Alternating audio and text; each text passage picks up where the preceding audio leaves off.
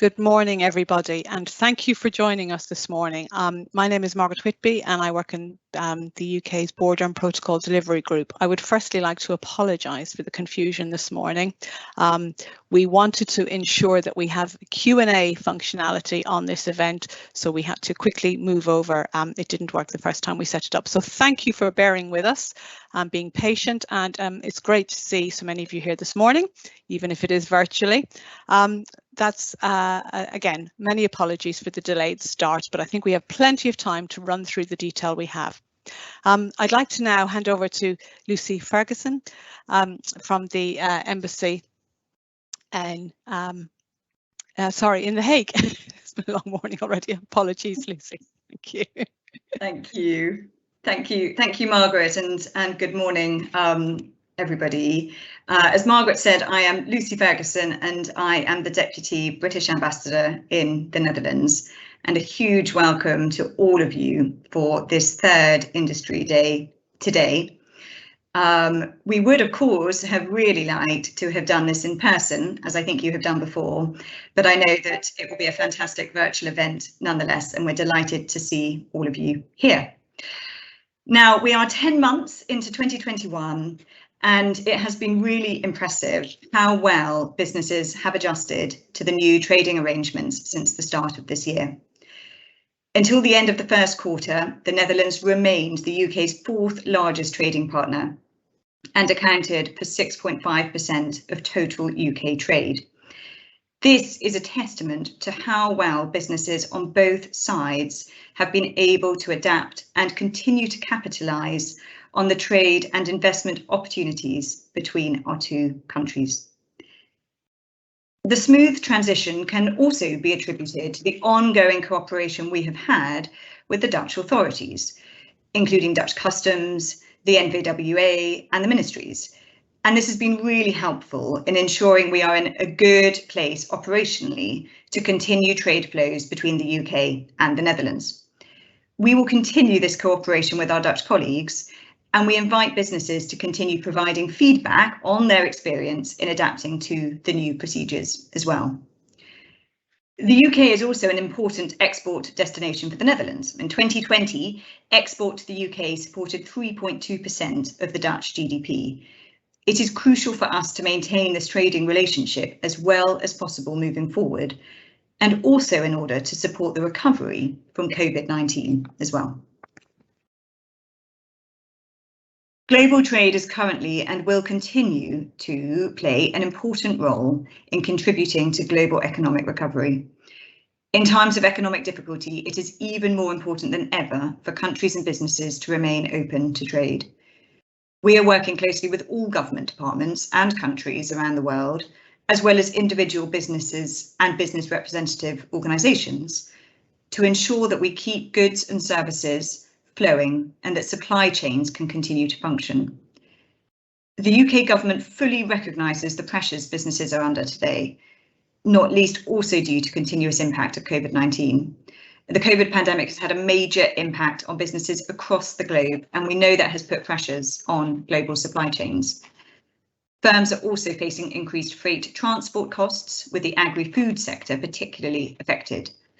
And the government therefore announced over the summer that it has decided to revise the timetable for the introduction of import controls.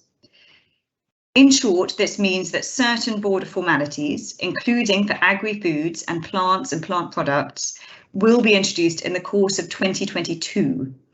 And this webinar today will provide you with more details on this and will hopefully help you really well in your preparations for these upcoming changes. And in that light, I would really like to thank the Border and Protocol Delivery Group for organising this webinar today and bringing together expertise from our other government departments to set out what businesses need to do to prepare for the new arrangements. I hope and I'm sure that colleagues will be able to clarify these changes and answer any questions that you may have today. And if for whatever reason you have further questions after the webinar, please do not hesitate to reach out to us, the Department for International Trade at the British Embassy in The Hague, and we're very happy to support you.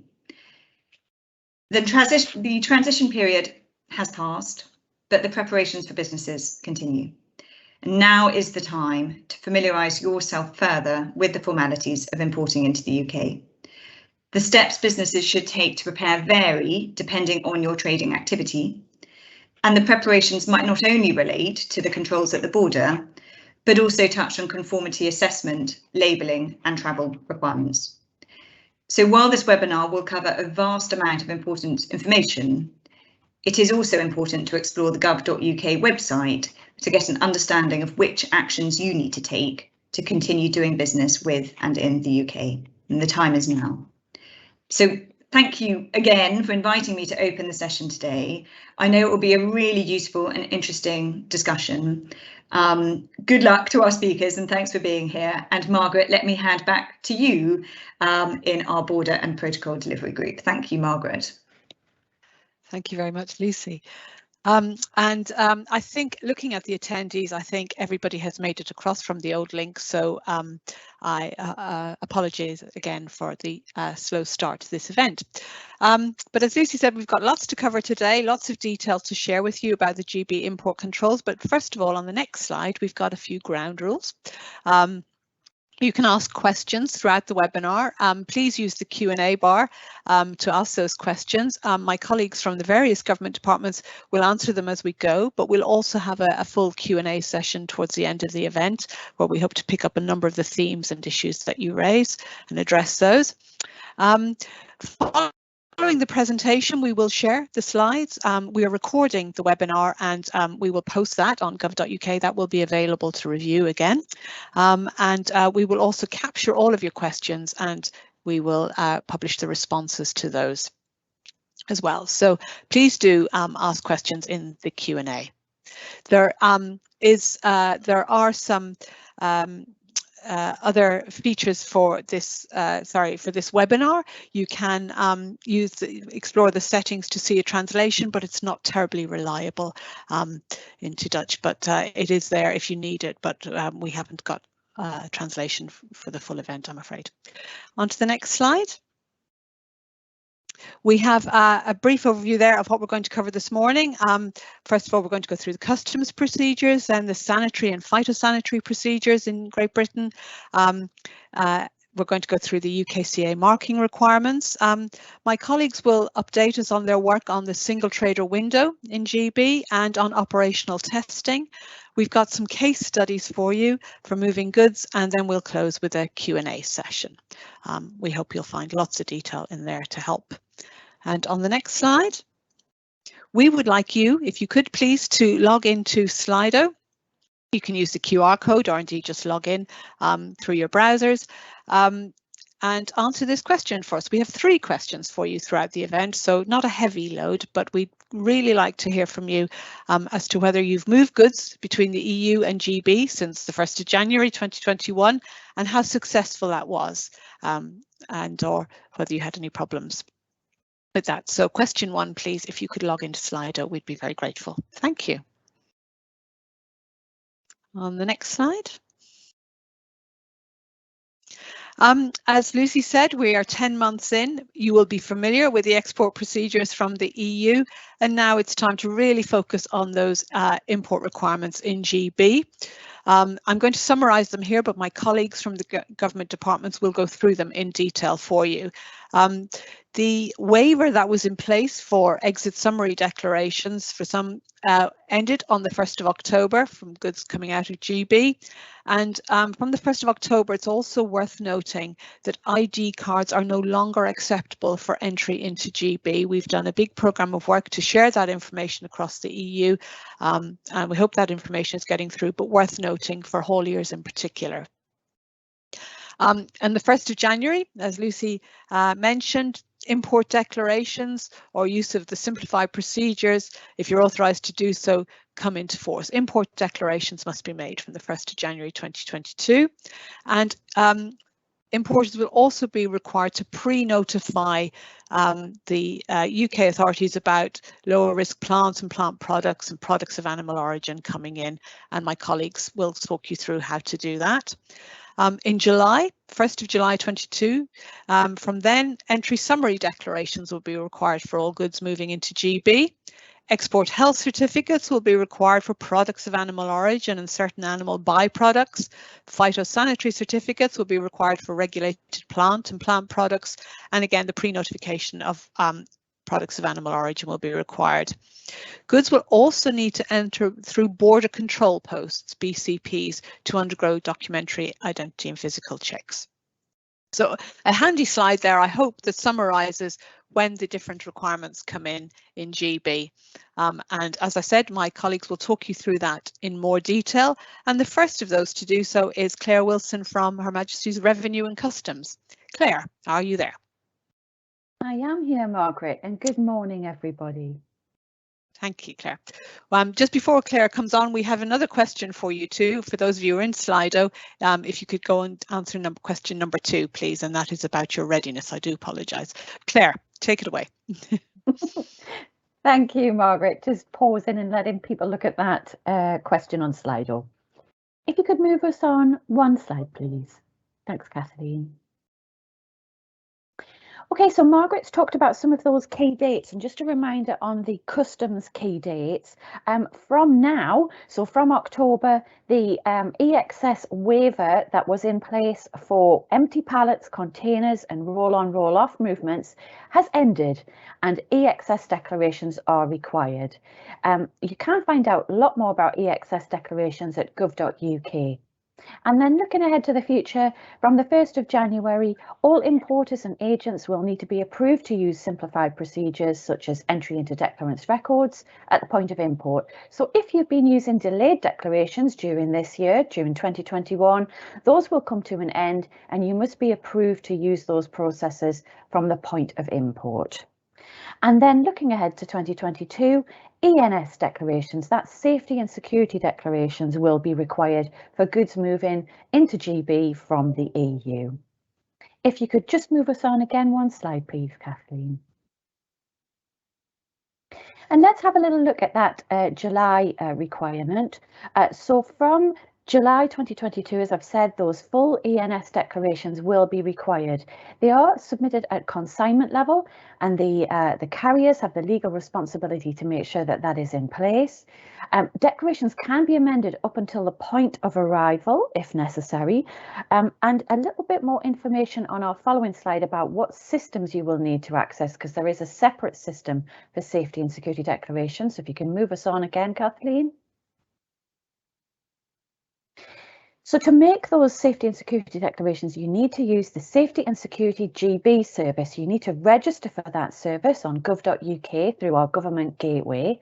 It is quite easy to do through the government gateway, trust me.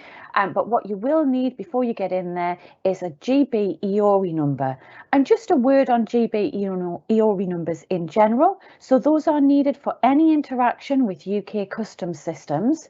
And you can, even if you are an EU trader, you can apply for a GB EORI. Again, it's on gov.uk and the service is very quick. Usually it takes around 10 minutes and it is free. You do not need to be established in the UK to apply for one of those GB EORI numbers. But just looking at that safety and security requirement, you do need to make sure that you've got the right IT and the relevant declaration software. If you can move us on again a slide, please, Kathleen. And going back just to that immediate requirement around EXS declarations, so that's safety and security declarations for exports from GB to EU. As I've said, that waiver has ceased, so please bear that in mind. In many cases, safety and security requirements for exports are already met using the full customs declarations that have been in place since the 1st of January 2021. And there's a link on this slide, and I know the slides are being shared with everybody after the event. There's a link there that you can use to go through and check whether you will need to make an EXS. Again, it's carriers who have the legal responsibility for EXS submissions, and these are not made through the Safety and Security GB system. These are made through the Chief system. If you could move us on again a slide, please. Let's talk a little bit now about the models that are being used in border locations. So there are two basic models that we need to talk about. One is temporary storage. This is an existing model. This allows goods to be stored for up to 90 days at an HMRC approved temporary storage facilities before the declaration is made, and government officials can carry out checks before those goods are released. The new model is the pre-lodgement model. This allows that declarations are pre-lodged before they board on the EU export side and helps maintain flow, especially at high volume RoRo locations. And a new system called the Goods Vehicle Movement Service is being introduced to support that pre-lodgement model. Let's look a little bit more at those models in detail. If you can move us on, please, Kathleen. Temporary storage. So as I've said, that is an existing model, but from the 1st of January 2022, an inventory system is required for all temporary storage facilities, including those currently storing non-EU goods. And again, there's a link on that slide to tell you more about that. And border locations using temporary storage control model can also use GVMS to facilitate the control of pre-lodged declarations for driver accompanied RoRo goods, and also complete the Office of Transit functions that we'll talk more about when we come to the section on Common Transit Convention. Let's have a little look more at the pre-lodgement model, if you move us on, Kathleen. So as I've said, the Goods Vehicle Movement Service, GVMS, has been introduced to support locations where pre-lodgement will be required from the 1st of January 2022. GVMS is live now, and you can actually find a list of ports who will be adopting the GVMS model on gov.uk, and that list will continue to be updated as we move towards the 1st of January 2022. And as GVMS is live, you can register for it now, and we would encourage that. If you're a haulier, please have a look at what the requirements are. We'll talk about those in another slide. But just bear in mind that the declaration that is made into chief, so the customs declaration made into chief, creates a movement reference number. That movement reference number is then passed to the haulier or whoever is moving the goods, and that haulier or whoever is moving the goods then logs into GVMS and creates the goods movement reference. Now, goods movement reference can hold multiple movement reference numbers, so this enables a single goods movement reference at the frontier. So it does make things a lot easier, and updates to that goods movement reference can be made right up until the point of departure. If you move us on again, Kathleen. Just a reminder that GVMS is live at the moment and is being used for some transit movements. So goods moving between EU and GB under transit, the transit MRN will be currently being entered to create the goods movement reference in GVMS. And that's been live since the 1st of January 2021. But from the 1st of January 2022, both transit movements from the EU to GB and from GB to EU will all be pre-lodged via GVMS. And if you move us on again, we'll just look at how you actually access GVMS. So how do we get to GVMS? What do UK and EU hauliers need to do? They do need to register for that service. And as I've said, we'll really encourage you to sign up for it now. It is live and available. You can do that through the Government Gateway account. So again, that's on gov.uk. You do need that GB EORI. So that GB EORI is all important. It is, as I've said, it's simple and it's free and it's easy to do online. And you need that, and then accessing GVMS, you will start creating those GMRs. And there's some further information on the different types of information that that traders might need. So traders, hauliers and carriers will need slightly different accesses. If you can move us on again. And this, I'm just going to skip over this one because you are going to be shared the slides. And I know that we are pushed for time after our slight delay this morning, but this is just a really helpful customer journey about using GVMS from the EU to GB. And if you move us on again, please, Kathleen, we'll just talk a little bit about Common Transit Convention. So as I'm sure many of you will know, the UK has acceded to the convention in its own right. Transit does allow you to move goods from your own premises, and we'll come on to what you need to do about that in a moment. And it allows you to complete a lot of the formalities away from the border as well. But there are 3 distinct customs functions: Office of Departure, Office of Transit and Office of Destination. And those must be completed at a customs office, or as I've said, at an approved location. If you move us on again, please, Kathleen. Let's just look at the authorised consignee consignor process.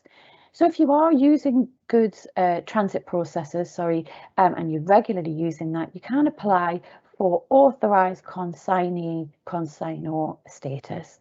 That allows you to actually start the movement of those goods at your own premises rather than having to do that at a customs office.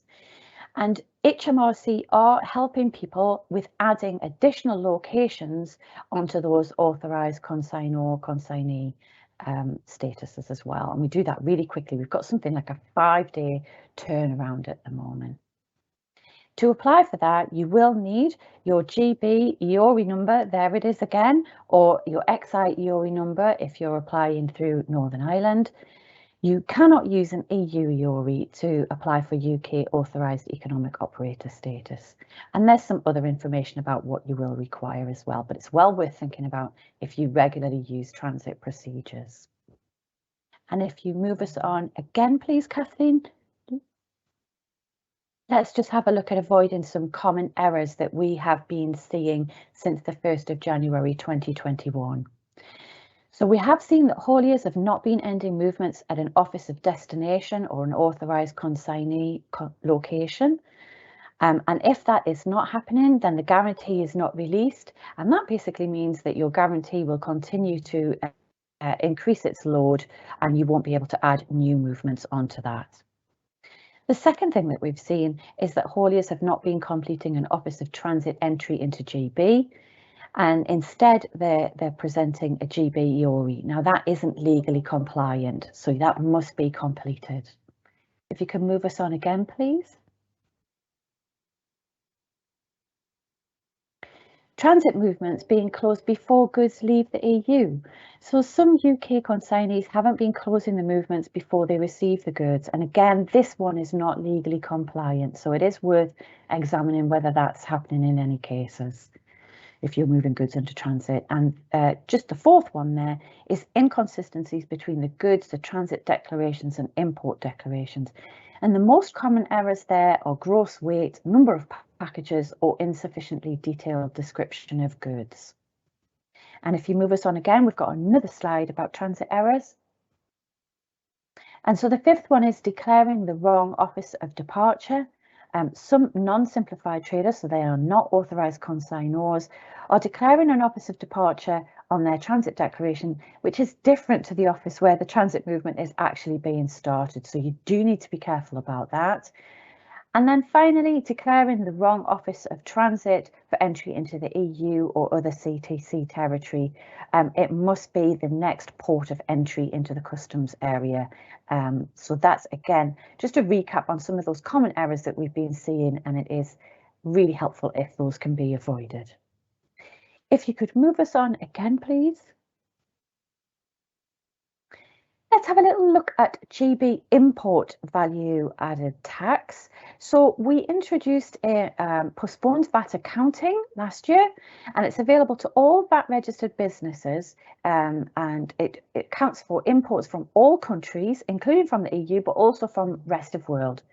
What postponed VAT accounting allows businesses to do is to account for import VAT on their quarterly VAT return rather than at the point of import or at the point of declaration.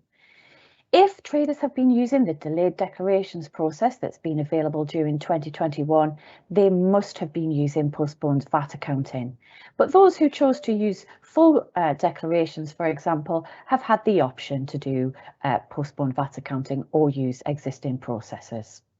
And just a note that non-established taxable persons are also entitled to use PVA, but they will need a UK agent to make those customs declarations on their behalf. And if you could move us on again, please. Let's have a look at empty and returnable packaging, and we know this is a question that we get asked quite often.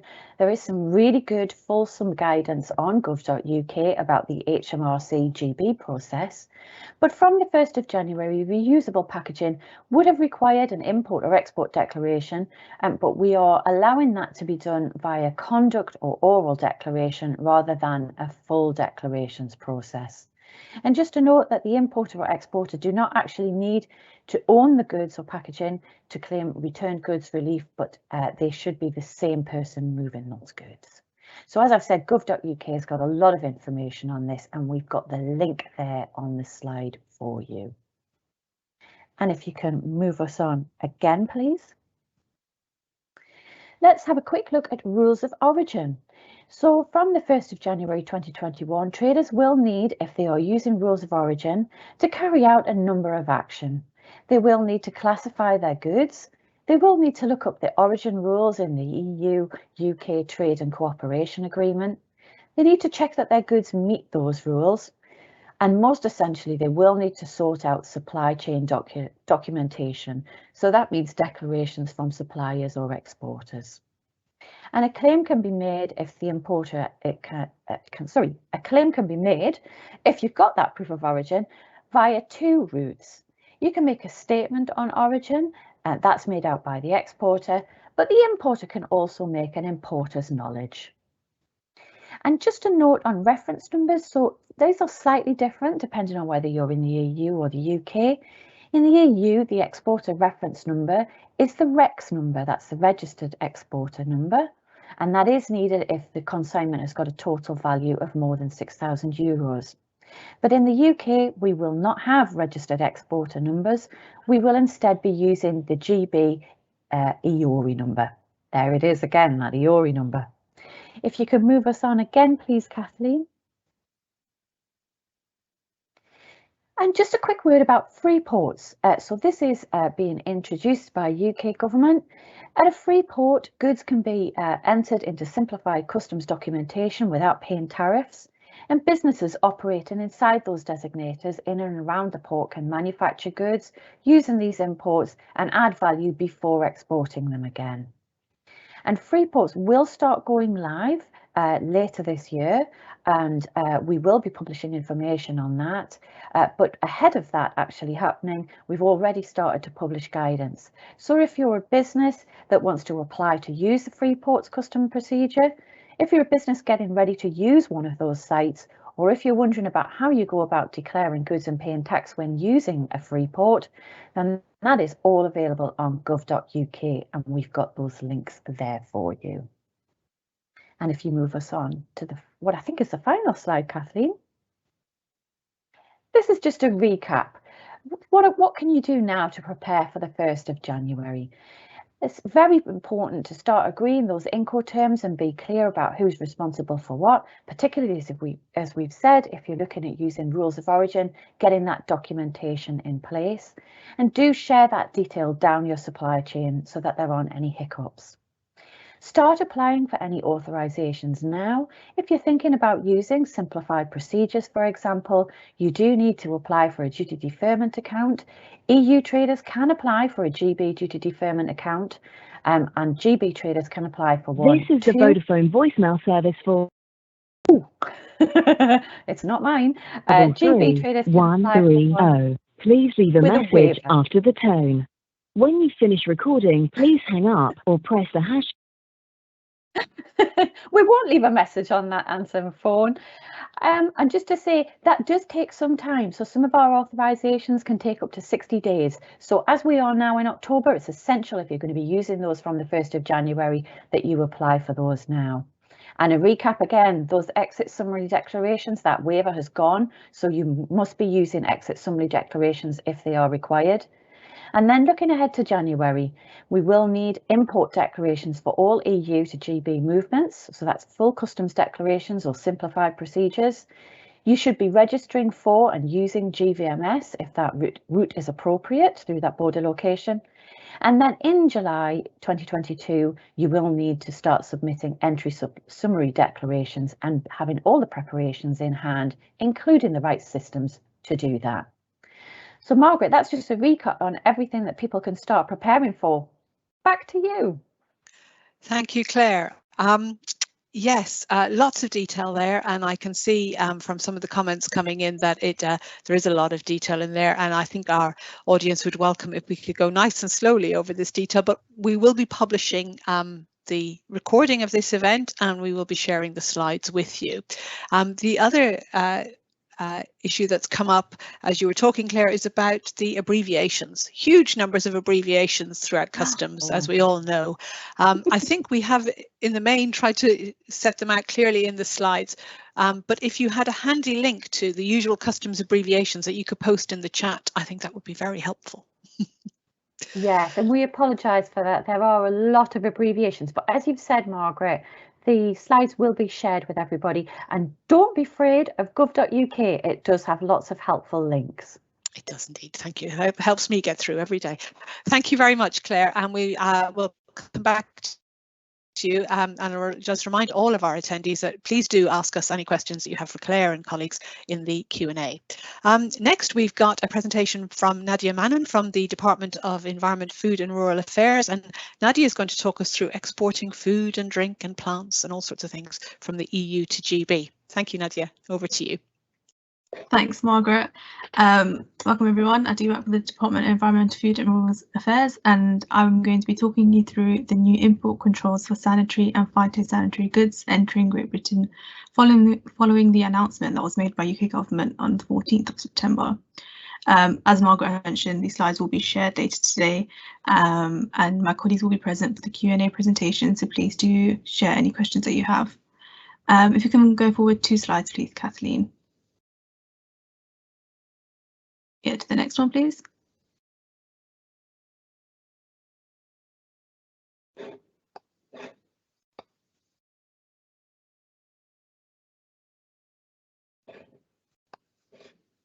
Thank you. So some changes were introduced in January 2020 and already apply to certain goods, such as products of animal origin under safeguard measures, live animals, and high priority plants and plant products. There are links to further guidance on this page if you need a refresher on these controls.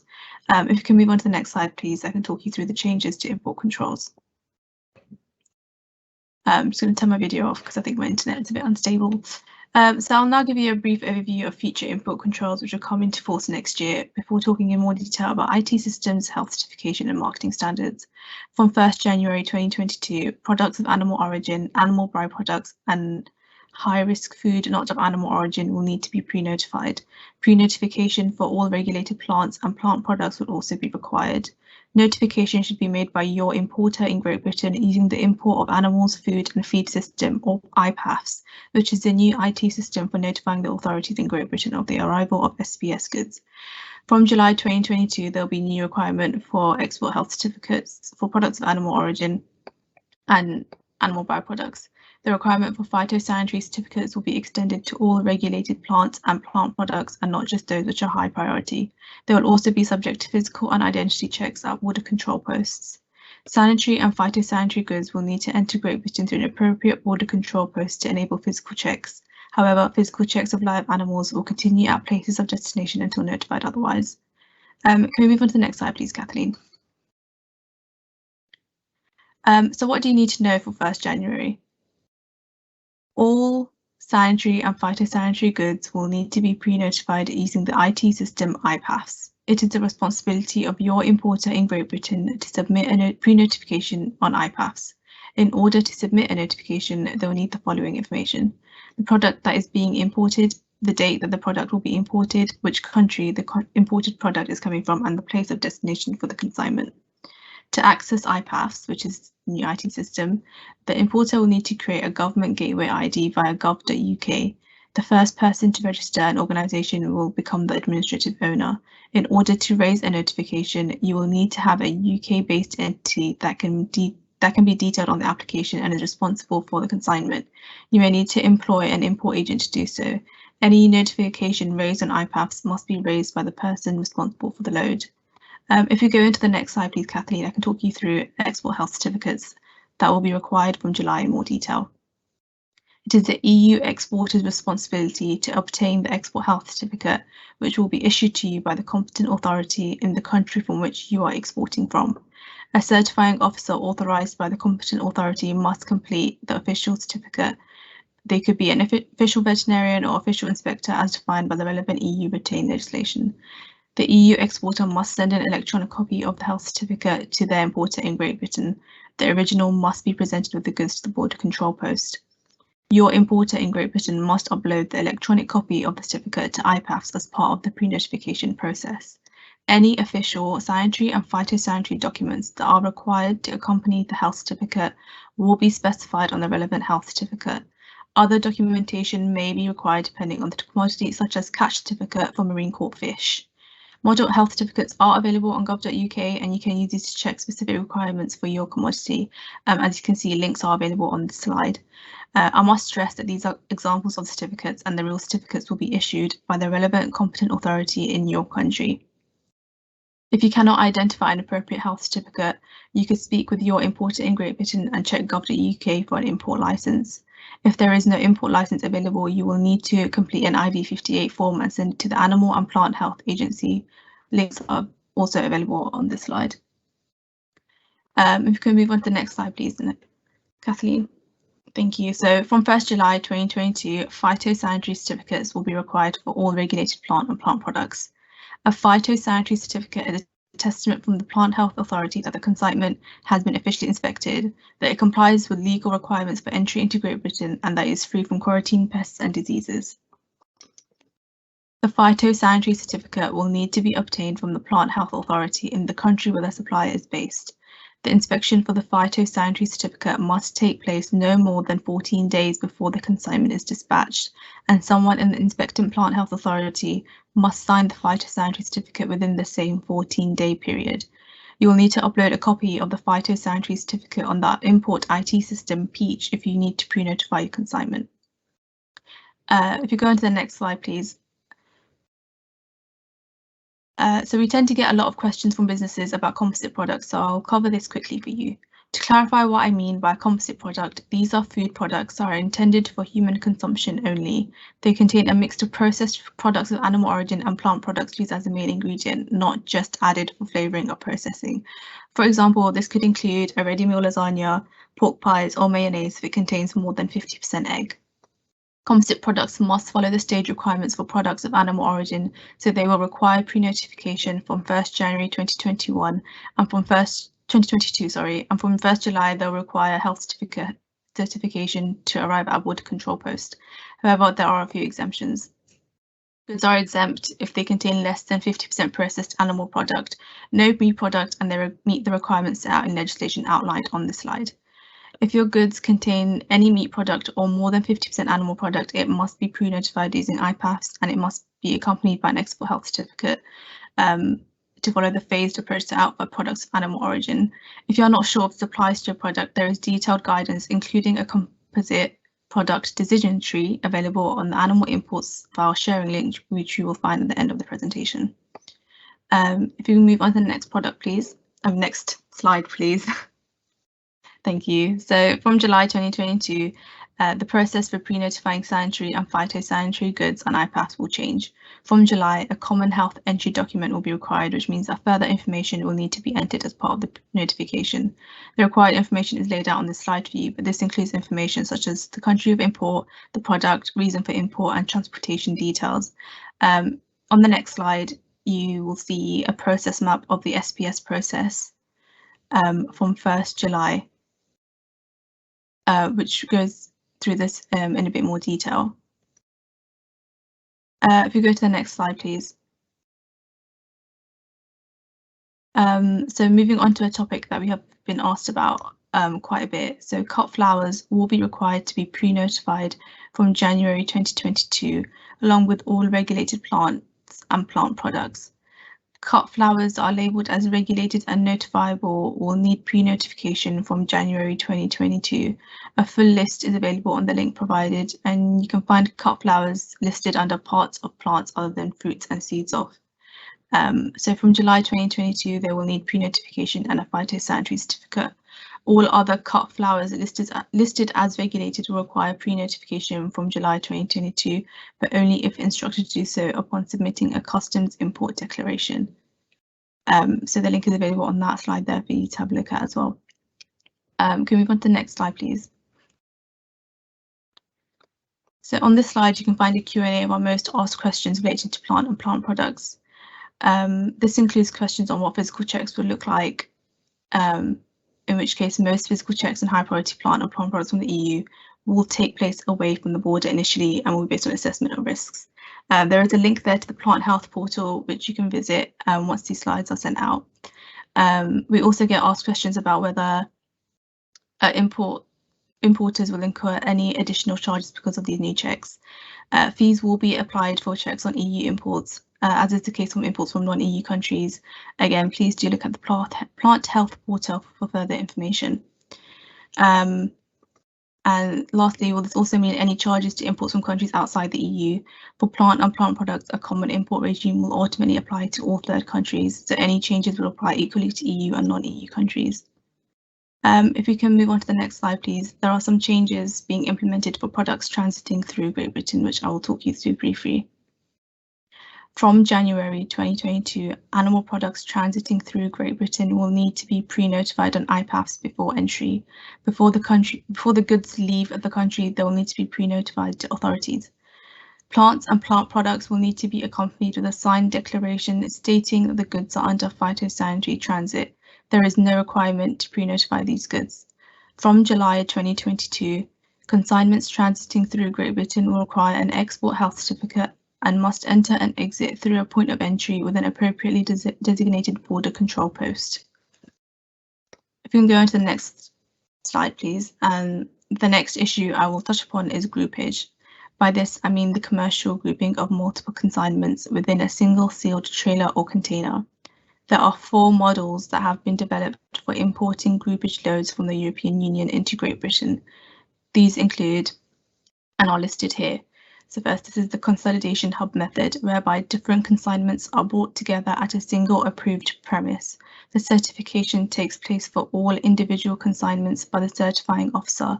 Grouped consignments are loaded and sealed before they leave for onward destination. The second one is the sequential or single model, which facilitates pickups from multiple sites. Certification takes place at each site. A seal is applied to the overall load at each pickup point, removed and replaced at the next pickup. This method is reliant upon a certificate of non-manipulation. There is also the linear or multiple pallet model, which is designed to facilitate pickups from multiple sites with certification at each collection point in the chain. This requires pallet level sealing. Sealed pallets are added to the means of transport and then individual seal number on the pallet recorded on the export health certificate. There is no requirement for a certificate of non-manipulation with this model, but it does require the presence of a certifying officer at each collection point. All models may be used in conjunction with each other as long as general principles around sealing and certification remain. For example, traders may wish to blend the linear model with the Consolidation Hub Method. The key with the mixed hybrid approach will be ensuring full traceability of all products entering Great Britain. We'll be sending out links with further information once these have been updated to reflect recent changes. If you go into the next slide, please, I'll now talk you through marketing standards in more detail.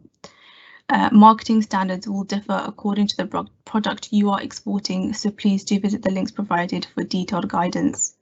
From July 1st, 2022, all hops imports from third countries, EU and non-EU countries, will require a Great Britain attestation of equivalence issued by an authorised agency from the country of origin.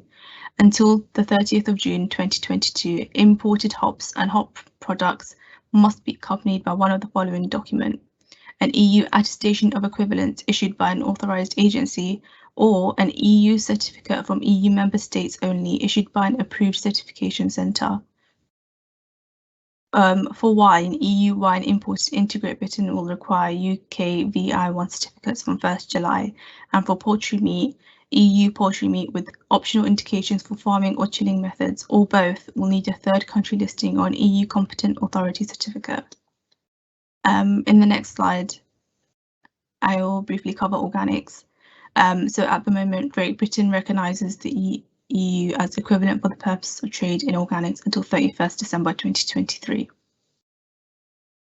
You may also need, from 1st July 2022, organic products imported from the EU to Great Britain will require a certificate of inspection.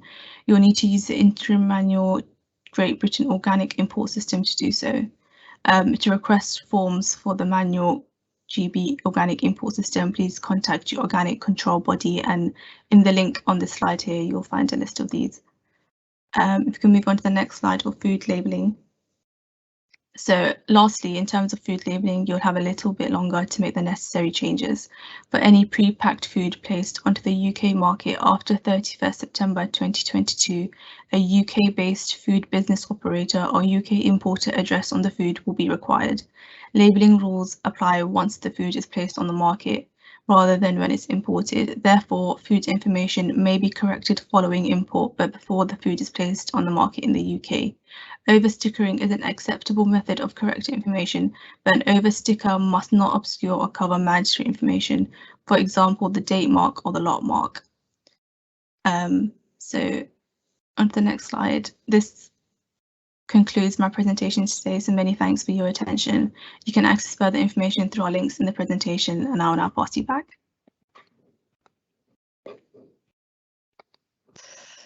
Thank you, Nadia.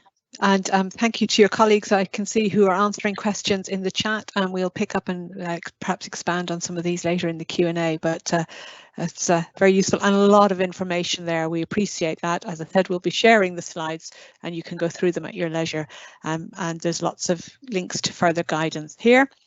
And we will be sharing with you an email address for any follow-up questions you may have after the event. So thank you, Nadia. And now we're going to move on to our colleagues from the Department of Business, Energy and Industrial Strategy. And Erin Fair is going to take us through the requirements for UKCA marking. Erin, good morning. Thank you. Good morning. I'm just figuring out my video button. Apologies to everybody. All right. Hello, I'm Erin Fair, and I work on the UKCA Business Readiness team within the Department for Business, Energy and Industrial Strategy. The main update I'm going to be giving you guys today has to do with the extension for the timeline of the implementation of the UKCA marking. So if I could have next slide. Yep. So for those of, well, I'm sure many of you will be familiar with the UKCA marking. It is the UK's domestic regime to replace the existing CE marking. So a good general rule of thumb, although you should always check with your specific product guidance, is that if your product currently requires a CE marking in order to be sold in the EU market, then it's going to require a UKCA market in order to be sold in the Great British market. So we listen to business. We know that the pandemic has had a serious impact and that, it's important that we give businesses enough time to adopt this reasonably. So there's been an extension of 12 months. So now the implementation of the mark will be delayed until the 1st of January, 2023. This will be the last extension.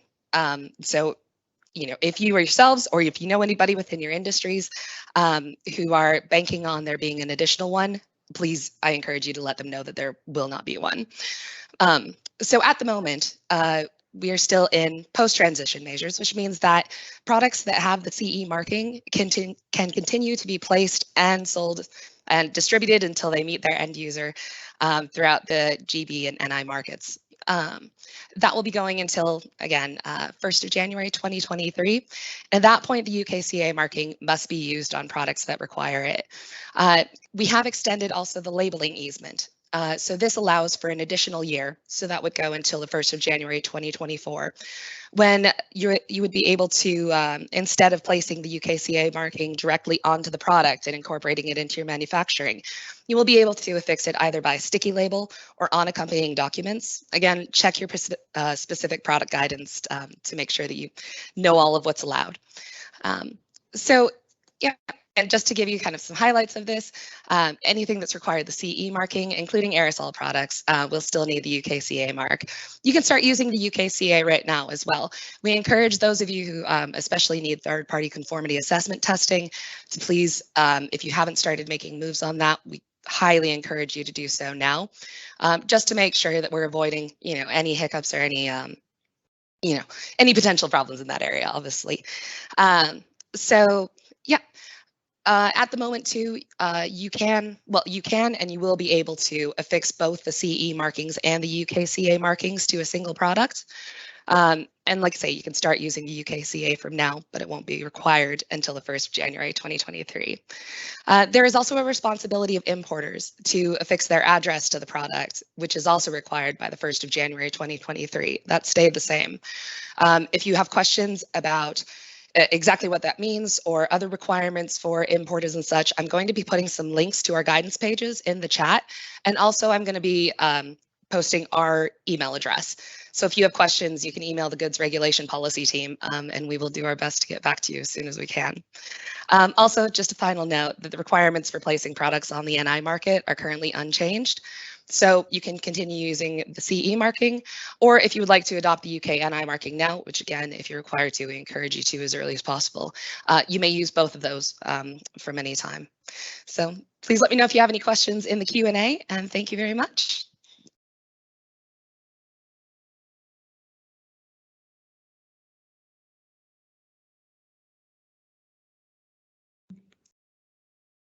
I think, Margaret, you might be on mute. Apologies. Thank you. Sorry. Thank you, Erin. That's very helpful. Very quick run through there of UKCA requirements, but as everybody knows, we have the Q&A and you'll be with us for this session later. Next on the agenda is our colleague from Border and Protocol Delivery Group, the Deputy Director leading on the Single Trader window. So Philip, are you going to be joining us to talk us through the work to date on the Single Trader window and plans? Thank you. I am Margaret. Thank you for that. Thank you for that introduction and good morning to everybody. So a brief introduction myself in a slightly less eloquent manner than Margaret just introduced me. So I'm Phil Stansfield, only my mother calls me Philip on this one. And I am the Deputy Director and I lead the design and delivery of the Single Trade Window programme, which currently houses itself in the Borders Protocol and Delivery Group inside the Cabinet Office as part of HMG. And what I'm going to kind of talk to you about this morning is where the UK Single Trade Window programme is at the moment, what our ambition is in order to kind of take it forward, and where it sits in terms of the kind of wider full border strategy that the UK has in place as well. Kathleen, if I could ask you to skip down a slide, please. I only have a couple of slides to kind of talk you through here because I think the kind of level that we want to go into today probably only requires a couple of slides. And reality is I could probably kind of talk about this all day, but we'd be going to kind of a lot more level of detail than I think we probably need to at this point as well. At this point, anyway.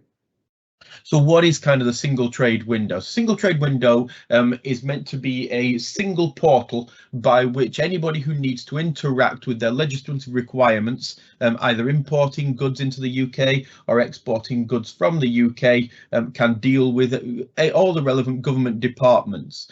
Currently what we kind of have there is a model in the pictures that we look down at the moment. If you see the picture on the left, gives you the kind of current model we have at the moment. Response from traders to, I think, because both our guidance service is kind of all over the place. It's quite sporadic and not particularly helpful. And what we have is kind of multiple different processes by which a trader interacts on a single basis between our different government departments. 4 of them particularly kind of labelled there below on that, but there are multiple other ones that they have to interact with as well, depending on what your import or export is. All in all, it creates a kind of a difficult position and is not particularly user-friendly in order for traders to interact with UK government.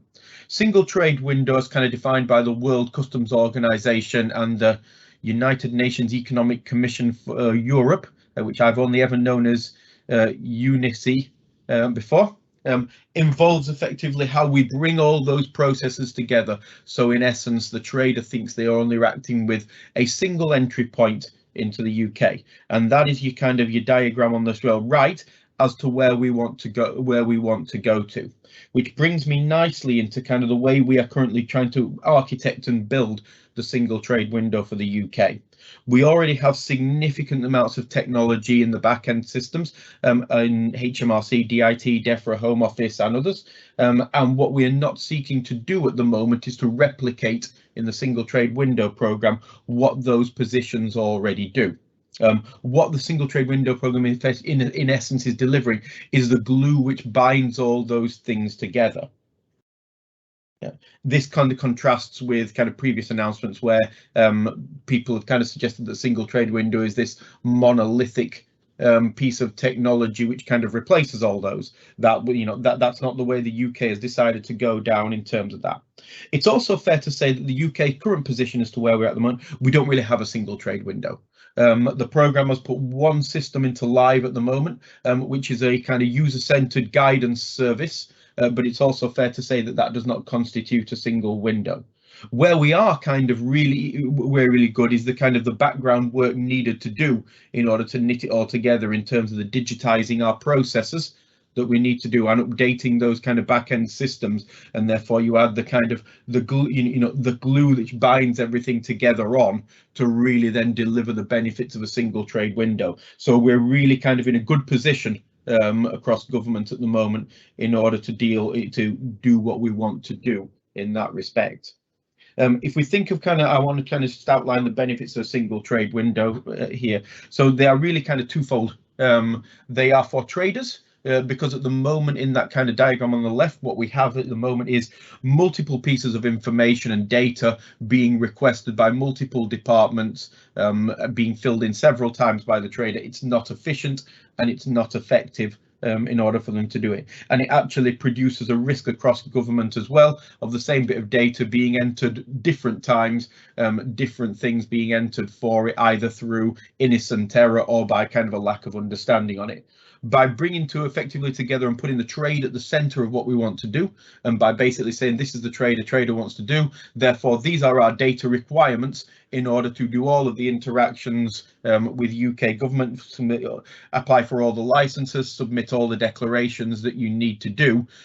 We ensure that the kind of data consistency across government is much better as well as ensuring that the trader is, interacting is as efficient as possible with it. This obviously is particularly kind of important to our trading partners, and I've made a note of Lucy's comment in the kind of opening bit about the Netherlands being our fourth largest trading partner with 6% of the trade going through it. Obviously in a kind of realms of my exports are your imports are my exports, then it's of particular relevance to kind of our trading partners as well, and international interoperability with other single trade windows. And my understanding is that the Netherlands has a good example of a single trade window as well, is a really important thing that we'll be working through to go forward as well on this.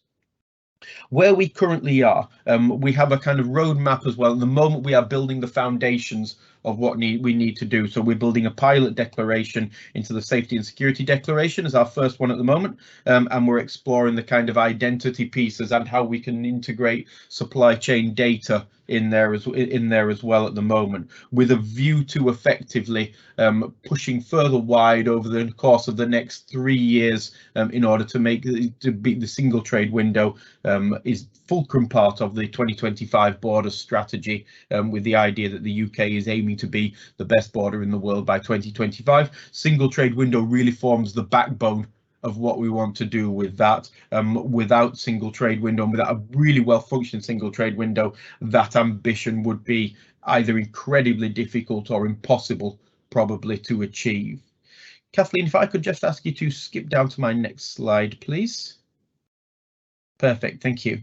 What we've got kind of here gives you an idea of the kind of functionality and the kind of features that we're going to build in the UK single trade window, focusing on 3 different areas, which are pre-border, at the border and post-border things.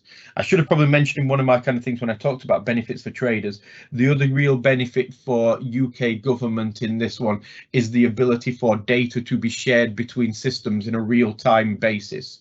So rather than currently data comes into a particular system, routes into it, and then after a delay and things gets moved across to a different system in a different government departments, we will identify where that data is used across those different government departments and federate that to them in real time, as opposed to having it go through roundabout the houses way in order to get to it.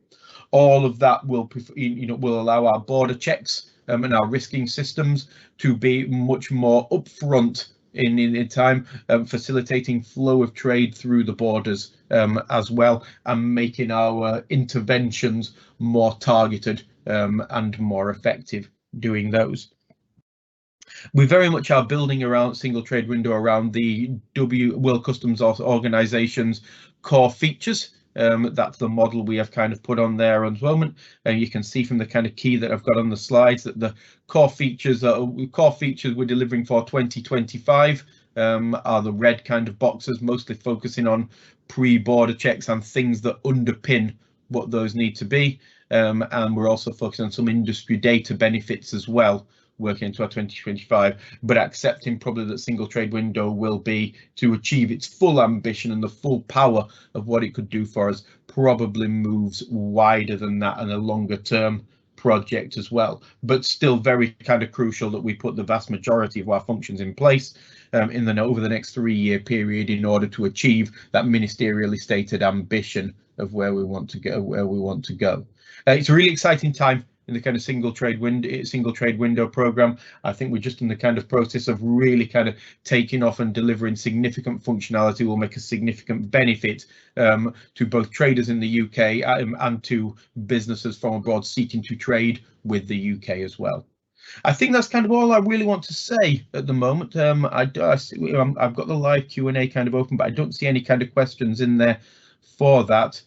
My apologies, Margaret, I do need to drop off on this one, and I'm not sure we have anybody coming to your Q&A. So if you send me when it is, I will attempt to get to somebody there to kind of take questions in the Q&A, whether it be myself or not. I can't promise that, depending on when it is.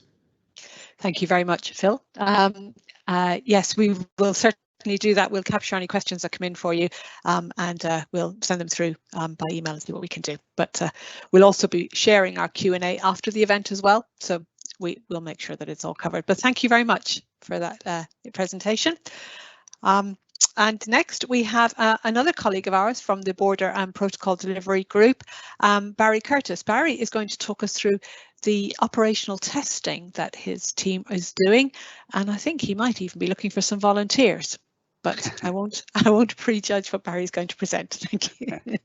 Thanks, Margaret, and good morning, everyone. Thanks again, Margaret, for the team and the opportunity to provide a quick update on operational testing this morning.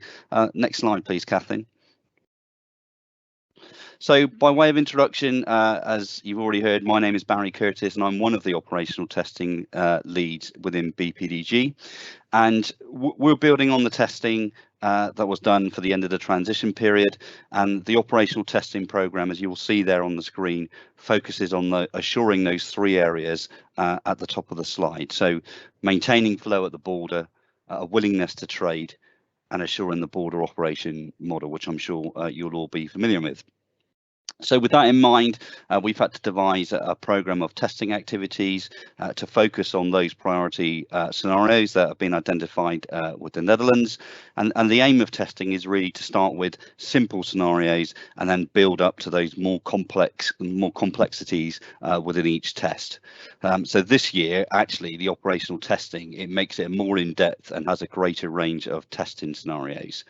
One of the successes already, you've already heard through this presentation, we've worked with our HMRC colleagues to test the exit summary declarations on pallets and empty trolleys and reusable packaging prior to the easement ending in September, and that really shows how we're working collaboratively across HMG to assure the testing programme.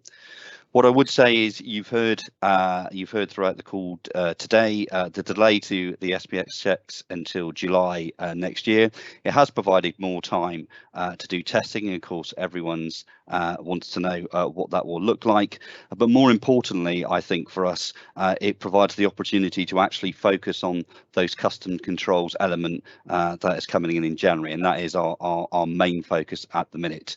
But in terms of the wider program, the delay has allowed us to review the program slightly and move those SPS tests which we had at the start of maybe at the back end of this year, potentially move them into the early part of next year.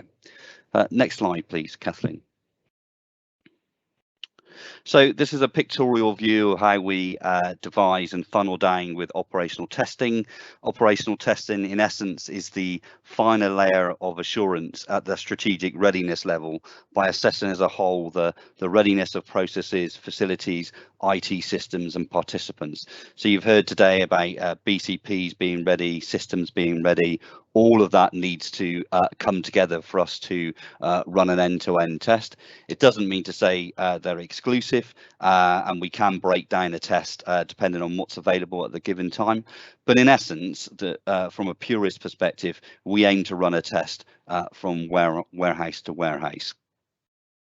And I would say the key point on this slide is the timeline at the bottom. We are working closely, as I said earlier, with HMG colleagues to deliver the programme. And we've already started discussions with businesses on SPS commodities for testing next year, potentially late January and into February. However, you will see there on the screen, standard goods is of particular interest to us in October and November, and of particular focus, we are interested in standard goods coming via direct imports into the east coast of Great Britain, and that's really what we're looking for assistance with. And I would say that if any businesses on the call wish to participate, we would ask you to contact the Secretariat with your details, and then we can reach out to be in touch. Again, you would have heard in the earlier part of the presentation, systems is a key point. But actually what we do as part of our test teams is we ensure that all software is available, but we can discuss this on a case-by-case basis. So a reminder, if any business is interested in participating, particularly around the standard goods in the next few weeks coming into the East Coast, please reach out to the Secretariat and then we will be in touch. Again, thanks for your time and opportunity to provide an update on operational testing. And Margaret, I will hand back to you. Barry, thank you. You mentioned those who are interested in testing reaching out to the Secretariat. Do you have a particular email address in mind, or is there something that we can help you with? Apologies, we probably should have discussed this. Or I can give you my email address, Margaret, if you want. I wasn't too sure. Well, we have a BPDG. I'll tell you what, we have a BPDG contact email address that we can share.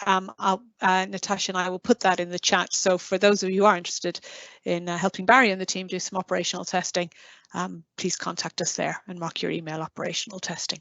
Okay, thank you. Great, thanks, Margaret. Thank you, Barry. Thank you very much. Next we have pulled together some case studies for you, I think on the next slide. There's a number of case studies that we pulled together for you. I'm not going to go through them step by step. I will highlight the key areas for you, but I just want to bring all of the presentations together really through a case study. So we've got 4 prepared. The first one is about importing auto manufactured goods into GB. We're going to take them through using the unaccompanied route direct from the Netherlands. So you're moving manufactured goods directly from the Netherlands into GB in January, and then again in July, later in July, using the unaccompanied routes. And the first 2 case studies cover bringing those goods in through an unaccompanied route using the pre-lodgement model. Now, as Claire pointed out, there are 2 models available for GB ports, and ports are going through the process now of getting the particular model that they want to operate at their ports and at their berths signed off and agreed with HMRC. So for ports that are using the pre-lodgement model through unaccompanied routes, this case study will outline how the unaccompanied movement interacts, particularly with the goods vehicle movement service that Claire talked us through, the GVMS system.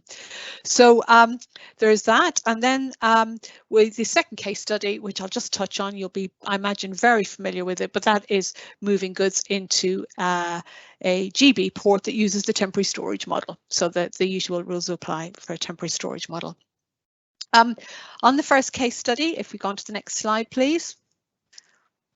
We've highlighted here some of the preparation required by the different players, and we're working on the basis that Damien, as an EU exporter, Claire as the UK importer, and the haulage company are all going to do the stages that they should do. Of course, we recognise that people will employ intermediaries and agents to do that, but we wanted our case studies to be very clear and simple on the steps required, recognising that different people will be responsible depending on the terms of agreement and or whether you have intermediaries to act for you.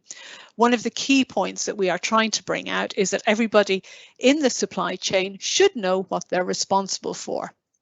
This is something that we're hearing very much from EU officials who have dealt with imports from GB. It becomes an issue when all in the supply chain are not clear about who is responsible for what part of the journey. So we hope these case studies will help. And as well on this slide, we're outlining the systems that people will need to be signed up for and registered for before movement starts. So as you can see, Damien, Claire and the haulage company will all need to have EORI numbers. They will need to have EU EORI numbers, of course, for interacting with EU systems, and UK EORI numbers if they are acting with systems in GB. So it's important to bear that in mind. And I think Claire has provided the links for applying for GB EORI numbers if you think you're going to need one. In this example, Claire, the importer, will need to have registered for the chief system, and to do that she'll need to have an EORI number. She'll need to have registered as a community system provider that she's going to use to access the chief system, who will allocate her a badge. And she may need to purchase software to do all of that. So that's the preparation that she will need to do. In this example, we are looking at unaccompanied freight. And if they were certainly using, for unaccompanied freight, of course, the requirement will be to use the goods vehicle movement service if using the pre-lodgement model, or similar if the ports have developed it. So the haulage company will need to have registered for the goods vehicle movement service that Claire outlined earlier.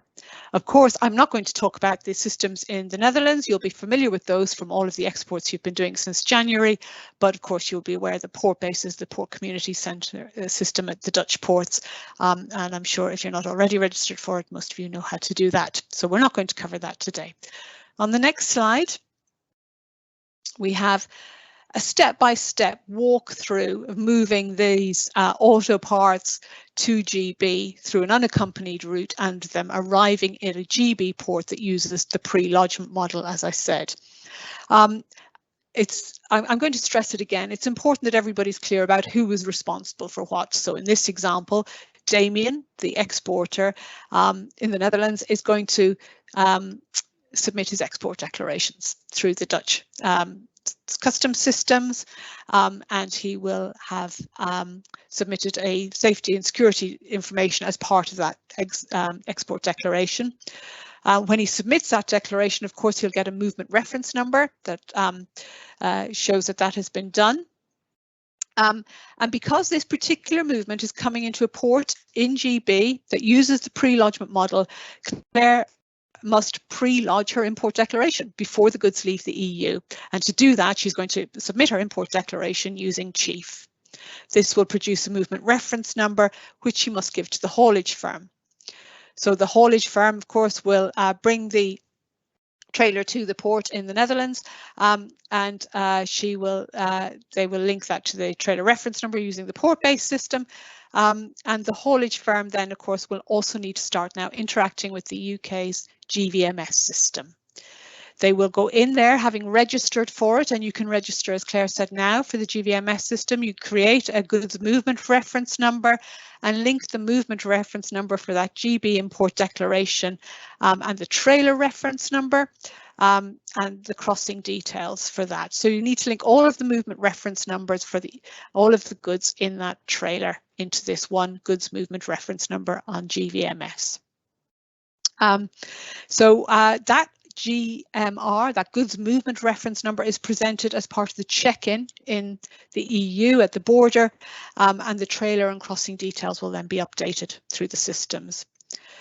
And Joe, once he gets to the port in the Netherlands, as I said, he checks in and he presents the goods movement reference number. They will then check it through the HMRC systems. The carrier will check it through the HMRC systems and ensure it's valid. If it's not valid, the trailer will not be allowed to board, and this is the same for accompanied movements. When the trailer is loaded, of course, the export will be cleared through the EU systems, and on the crossing, HMRC will risk assess the declarations submitted for the import declarations. If it is thought that the goods need to be checked, that information will be passed back through for the person in control of the goods, for example, the haulage firm, and they will be told that the goods need to be checked. That will be checked at the port on arrival, or if there isn't enough room at the port, the haulage company may need to move the trailer to an inland border facility, but they will be told where to take that. Once the checks are all cleared, or if there are no checks, the haulage company organises for the driver to collect the trailer at the port in GB, and they will need the collection documentation, obviously, to do that. The driver takes the goods to the warehouse, and Claire the importer can make any updates to the chief system as she needs to at that point. She will, of course, have checked whether any tariffs are due, and she will also have checked on the VAT position, and probably has signed up for postponed VAT accounting. So it's a fairly simple case study that we've got here, fairly straightforward, but we wanted to just show you how the GVMS system interacts with unaccompanied movements at GB ports that will use the pre-lodgement model. We recognise, of course, that other routes are available, and many of the goods that come into GB will be coming as accompanied goods. We have other case studies that we've used at other events that outline the procedures for accompanied movements and using the GVMS system, and we're happy to point you to those through our gov.uk pages if need be. So this movement, as I said, we've imagined taking place in January. On the next couple of slides, we've got a case study that imagines the same movement but taking place in July. And what changes in July then is, of course, that an entry summary declaration is required. So if we move on to the next slide, please. Thank you. The addition here is highlighted in red. So what happens from July is, as I said, entry summary declarations are required. So if the haulage company was responsible for that, they are going to need to have registered for the Safety and Security GB service to submit their entry summary declaration. Because this is an unaccompanied movement, if we move on to the next slide, of course, it's the carrier as the active means of transport who will be responsible for the entry summary declaration. And we've added in a new stage here for this July movement that explains that the entry summary declaration must be made. So that case study pretty much covers those that movement of auto parts from the Netherlands to GB through a port that has adopted the pre-lodgement model and an accompanied movement. As I said, there are other case studies out there that set out the procedures for accompanied movements through Ro-Ro ports. We recognise, of course, that there will be ports that will just be operating the temporary storage model, and the next two case studies outline the procedures there. You'll be possibly relieved to hear I'm not going to go through them in detail. I suspect many of you will be familiar with the temporary storage requirements, but they just give an overview and just a reminder of what is required, and really just reminding you that import declarations are required for goods moving into GB from the 1st of January. We've got 2 case studies, as I said, doing the temporary storage model that you can peruse at your leisure. The first is January and the second is July. And of course, the difference again is the safety and security declaration that will be required from July. So if we can just very quickly run through those slides. I apologise, these are not the prettiest case studies in the world, but we thought they're useful for stepping out step by step. And we hope we've outlined how you sign up for the various systems, but there are a lot of links in there. And as Claire mentioned earlier, huge amounts of detail on gov.uk about how to do that. And we hope you'll find the links there. Thank you. I think that brings us to the end of the case studies, and on the next slides, we've got a holder, I think, for our questions and answers session. And thank you to those of you who've been putting in your questions. I've captured a number of them as we've gone through, and I was going to start by putting some of them to my colleagues in HMRC and to DEFRA. So if we could start with the customs questions that I've captured and seen. Claire and colleagues, if you're available, I think we touched on the glossary of customs terms and abbreviations, and as you mentioned, directing people towards gov.uk. We'll have a quick look through our slides before we send them out and make sure that all of our abbreviations are spelt out before we use them through the rest of the slides, but we will send those to you this afternoon. So hopefully that will help. There was a question that came in quite early on that links across both the DEFRA probably and the customs area, but I'm going to put it to you first, Claire. It was about whether the rules of origin differ from the origin required on a phytosanitary certificate. Can you confirm whether that is the case? I know that our colleagues in DEFRA have answered that in the Q&A. Hi Margaret, so from the customs perspective, rules of origin are used if you are applying the zero tariff through the trade and cooperation agreement, and I did post a link in the Q&A to rules of origin guidance, and yes, you will need to either be using importer's knowledge or a supplier's declaration, and that shows you, that guidance shows you how to go about doing that. Thank you very much. I think the other question was a question about somebody who is selling goods from the Netherlands to GB on DAP Incoterms, which, if I understand it correctly, is where the buyer does the import formalities and transport to the final destination. Would the seller in the EU need to register for any UK systems or IORI numbers in that case? So they would not if the UK importer who the goods are being delivered to is taking responsibility for all of the customs processes. They are the ones who would need the GB IORI and interact with the UK systems for customs. The EU supplier would not need to do that. Thank you.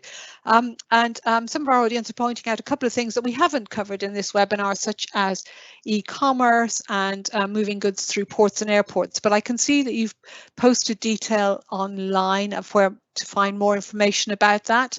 And we are constantly looking at the sort of detail that we include in these webinars. So by all means, do get in touch with us directly if you think it would be useful for a wide audience across the EU to have a more detailed webinar on e-commerce and other things. Is there anything you wanted to add to that, Claire?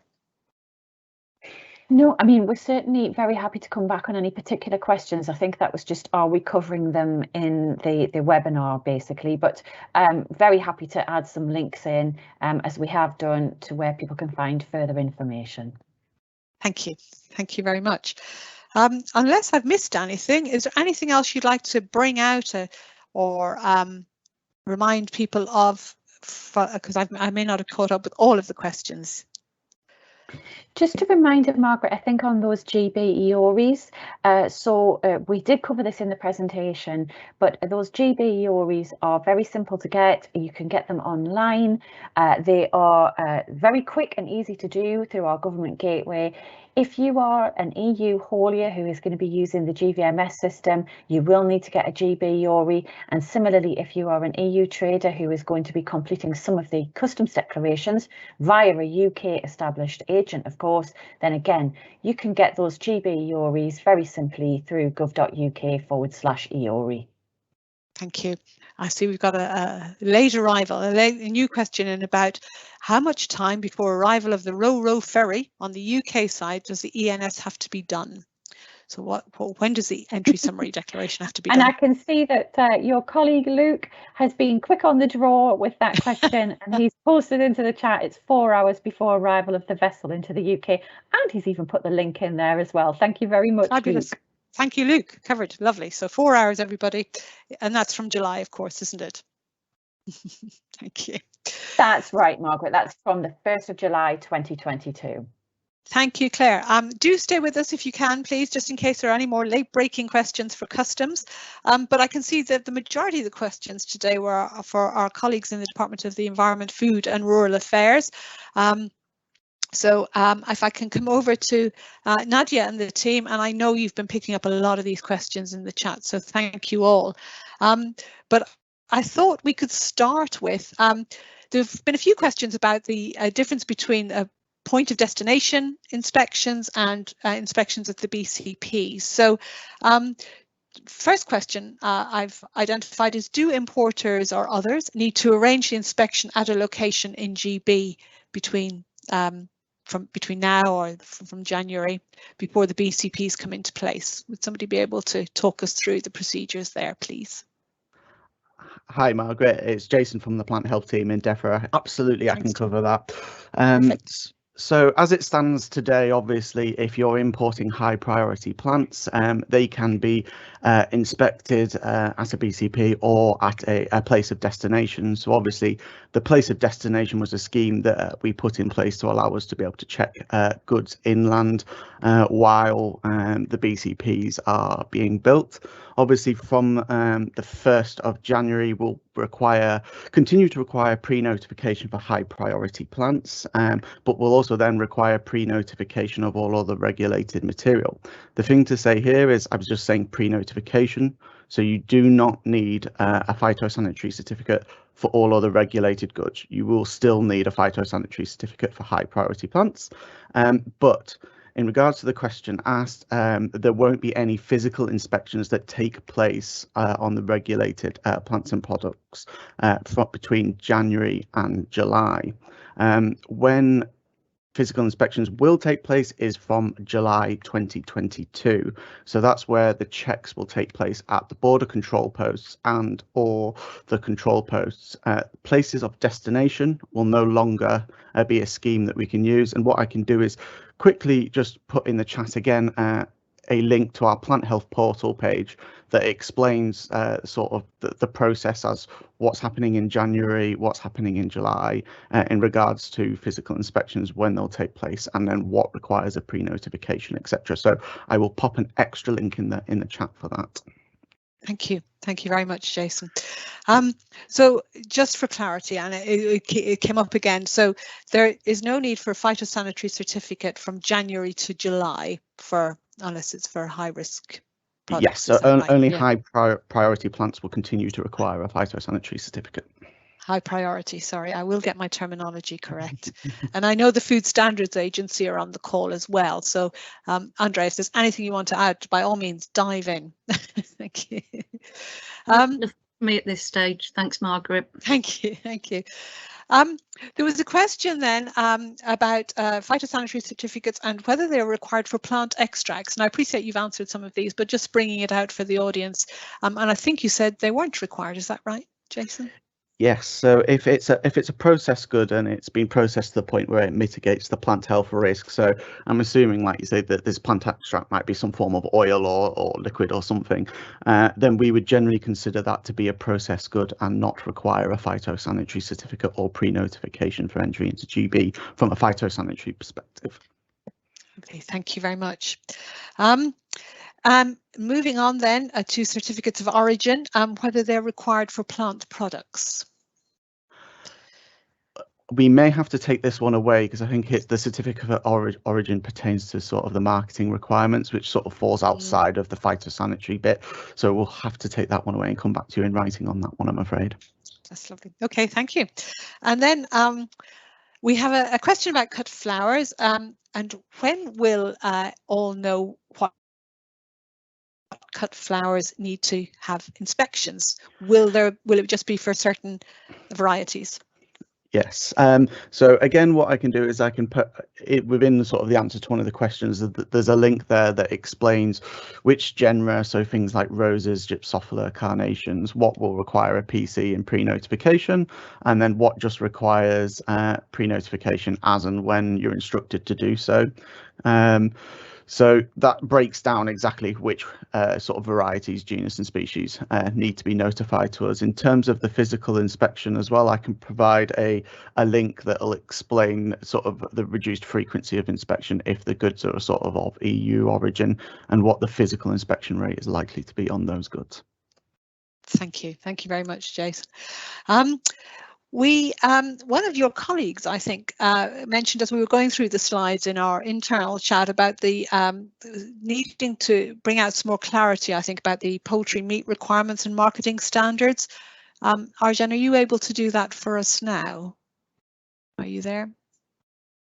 Yes, good morning. Thank you. I wasn't clear if that comment was purely relating to the SPS requirement, which means that products of animal origin have to be produced in and dispatched from a food approved premises by the competent authority of the country where they are located, or whether it actually referred to other standards and requirements. And that's what I wanted to highlight. Are you able to summarize what the different requirements are?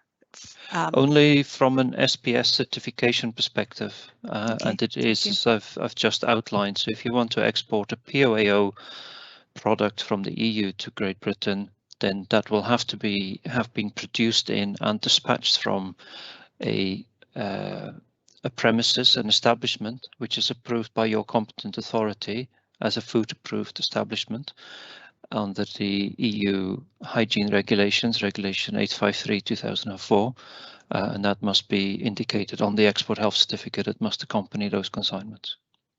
Thank you. Thank you very much.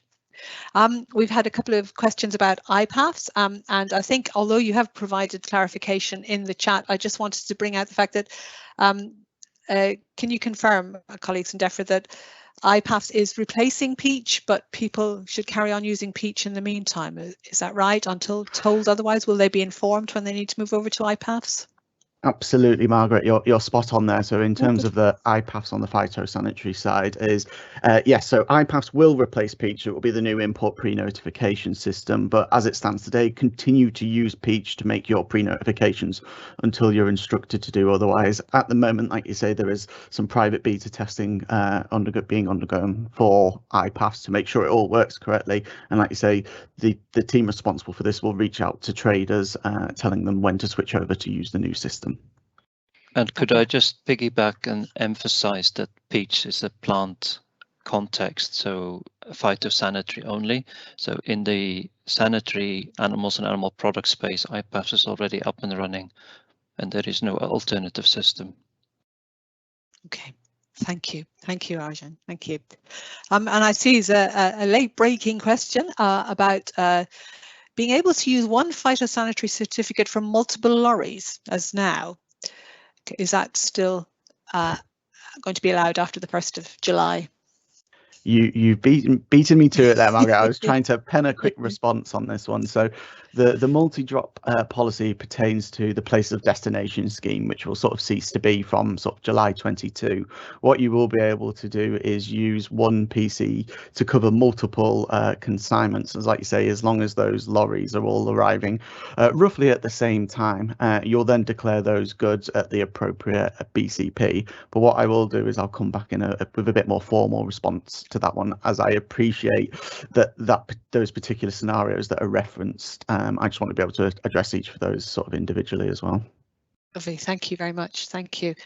And we had a very particular question that you may have picked up. Apologies if I missed the answer, but one of our attendees is importing cattle sperm. It's not a food, and it's frozen. What are the requirements for that? Would certificates be required? So sperm and fertilized eggs and eggs harvested from animals are known as germinal products. They used to be known as germplasm, but the new terminology is germinal products. And they are treated as their own category outside of POAO and ABP. They are subject to sanitary requirements and certification. They are not inert, even though they're frozen, because they are living or have the potential for living biological items, and therefore can carry diseases. So therefore they are subject to certification requirements and inspection controls when crossing the border. Perhaps counterintuitively, they will not be subject to inspections at live animal border control posts, but they will be checked at border control posts that are approved for POAOs and possibly ABPs. But you need to double check which POAOs, which BCPs they may be, which locations and which BCPs may be permitted to handle and check them on entry into GB. Thank you. Thank you, Arjun. There's also a question about export health certificates, and it was pointed out that in the presentation we talk about the physical, the actual copy of the export health certificate travelling with the goods. And a question that comes up at a lot of our events is, are we working towards a digital solution there, or should we all be planning for physical export health certificates to move with the goods? And if so, considering that we're talking to an audience in the Netherlands who move goods often unaccompanied, how does that work with unaccompanied goods? I can start the conversation. It's not just my topic area. There is work taking place to allow the IPAF system in the UK and our ecosystem, which is for exports, IPAFs for imports, ECOs for exports, to interface electronically with the EU system, which is known as Traces NT. And once that interface has been tested and up and running, it then opens the doors for future electronic certification. But in terms of next year, we don't think that that will have been fully delivered and up and running. So exporters and importers should be planning on the basis that they will need original paper-based certificates to accompany their goods from the 1st of January and the 1st of July 2022. Thank you very much, Arjun. I think for me, you broke up a little bit there towards the end, but I think what you're saying is that keep planning for physical export health certificates from July, but work going on to change that. Thank you. Thank you very much.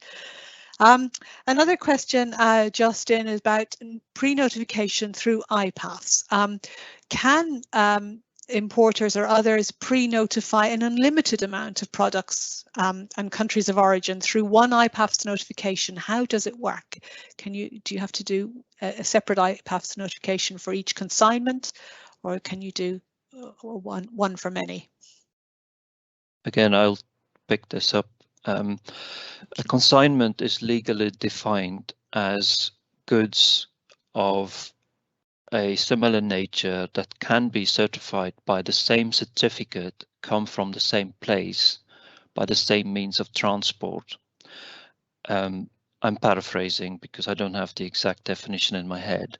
So it is correct that subject to that definition, the goods could be unlimited. So you can have one certificate covering multiple vehicles coming on the same ferry, for example. So you probably are limited by the size of the ferry and the size of the production plant. But in principle, that could happen. Okay, thank you. But they need to be similar. Lovely, thank you. So a couple of other questions coming in, but in the meantime, while I digest those, there was a question, a couple of questions about border control posts. So from the 1st of July, goods will need to be checked, will need to come through a border control post or a port that has a border control post that handles those goods. Is that correct?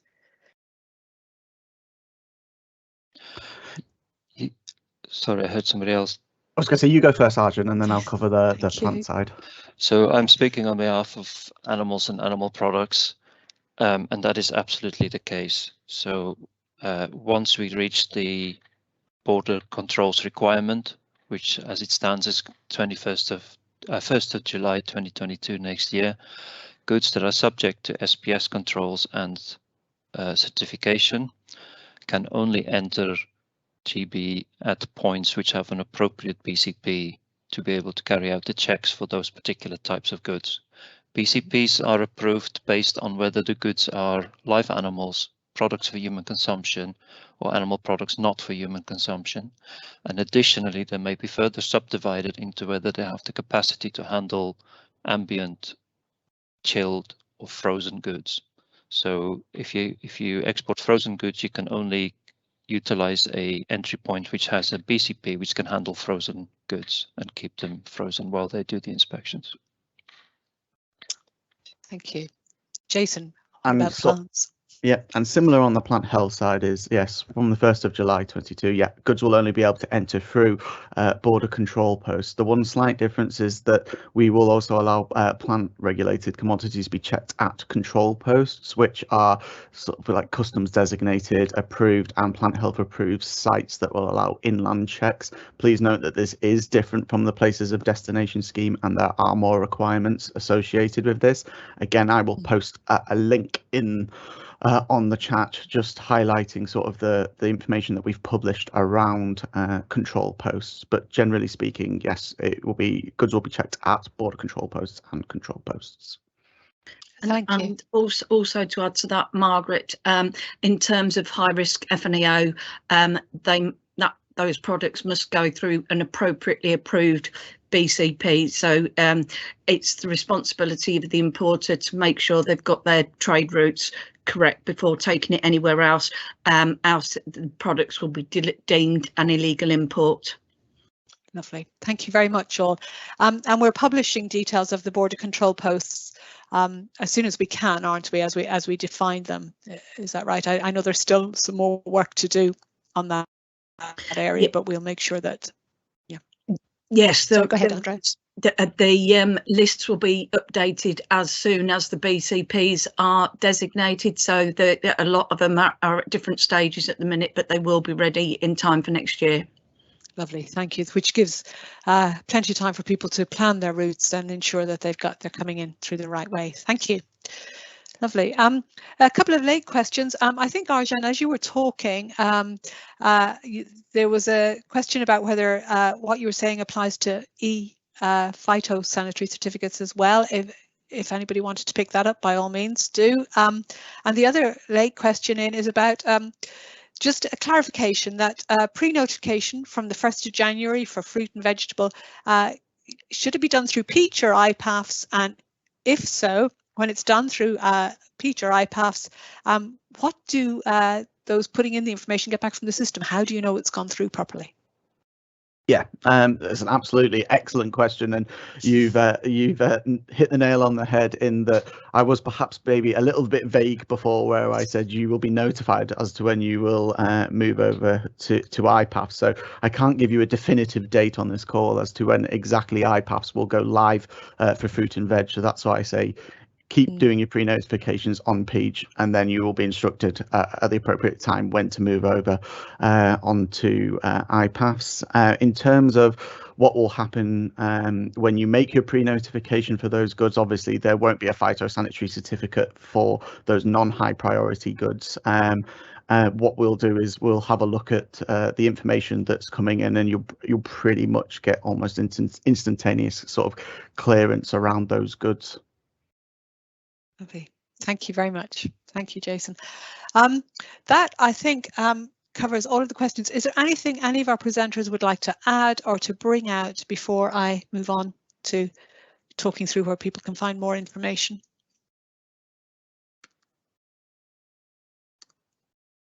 No. Okay, lovely. Thank you very much, all of you.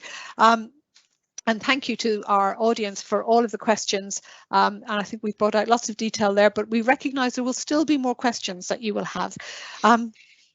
So on the next slide, we have a summary of where you can go to find further guidance. We published the border operating model and updated that in the summer. It is in the process of being updated again for the new dates of January and July. So we will, but it's worth keeping an eye on that, and it certainly covers the procedures for GB imports. We have updated the haulier handbook as well, and again that will be updated for new dates, but that sets out step-by-step detail about transporting goods between the EU and GB.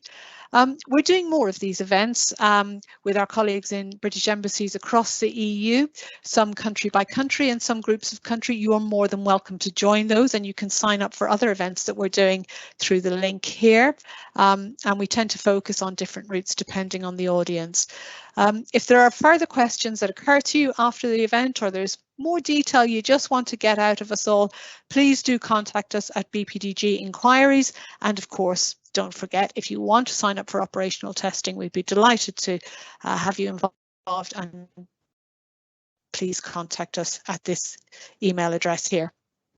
Before you go, we have one last question for you on the next slide, on Slido for those of you who've been completing it.